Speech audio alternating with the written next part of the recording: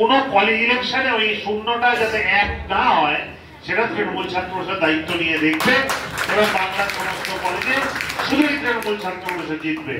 মুর্শিদাবাদের নওদায় যতীন্দ্র রাজেন্দ্র মহাবিদ্যালয়ে তৃণমূল ছাত্র পরিষদের উদ্যোগে আলোচনা সভার আয়োজন করা হয়েছিল। আলোচনা সভায় উপস্থিত ছিলেন রাজ্য তৃণমূল ছাত্র পরিষদের সভাপতি ত্রিনাকর ভট্টাচার্য মহাশয় এবং বহরমপুর মুর্শিদাবাদ জেলা সাংগঠনিক তৃণমূল ছাত্র পরিষদের সভাপতি নাজমুল মিয়া সানশাইন, এছাড়াও রাজ্যের সাধারণ সম্পাদক ফিসমদেব কর্মকার ও মুর্শিদাবাদ জেলা শিক্ষা কর্মাধ্যক্ষ সাইফুজ্জামান শেখ, একাধিক বিশিষ্ট ব্যক্তিবর্গ সহ তৃণমূল ছাত্র পরিষদের ছাত্রছাত্রীরা।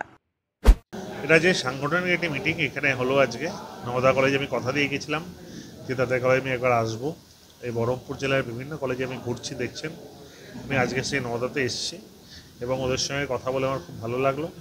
বরাবরই খুব শক্তিশালী সংগঠন, এখানে ডিসিপ্লিন সংগঠন। আগামী দিন এটাকে আরও যাতে এগিয়ে নিয়ে যায়, আরও গুছিয়ে এগোনো যায়, সেটাই প্রধানত লক্ষ্য। আমি ওদেরকে শুভেচ্ছা জানাই, বিশ্বাস রাখি আগামী দিনেও তো এখান থেকে অনেক ভালো ছাত্রনেতা উঠে আসবে। পাশাপাশি আজকে একটি বিক্ষোভ কর্মসূচি এখানে আমরা করছি, রাজ্যের বিক্ষোভ কর্মসূচি আমি এখানে আছি বলে এই নওদা কলেজের সামনেই আমি সেই বিক্ষোভ কর্মসূচিটা করছি।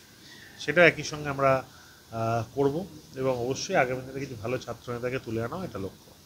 বহু বছর পরে ঈদে বাড়ি ফেরা, সব যেন কেমন অচেনা অজানা। রায়ন বেটে কেমন আছো ইদ্রিস চাচা? ভালো। শহরটা দেখছি পাল্টে গেছে না? ওই তো রবীন্দ্র সদন, আর এই আমার স্কোয়ার ফিল্ড। চাচা, ঈদের কেনাকাটা হয়েছে? আর ঈদের কেনাকাটা? কাল তৈরি থেকো, নামাজের পর পুরো শহরটা ঘুরে দেখাবো।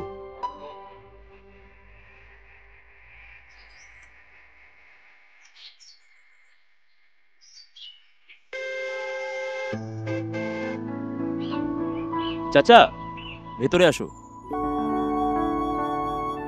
ঈদ মুবারক। এটা তোমার জন্য। আমার? কিছু ঐতিহ্য, কিছু সম্পর্ক কখনো পাল্টায় না। চেনা ঈদের চেনা পোশাক, পাঞ্জাবির রাজা নবাব।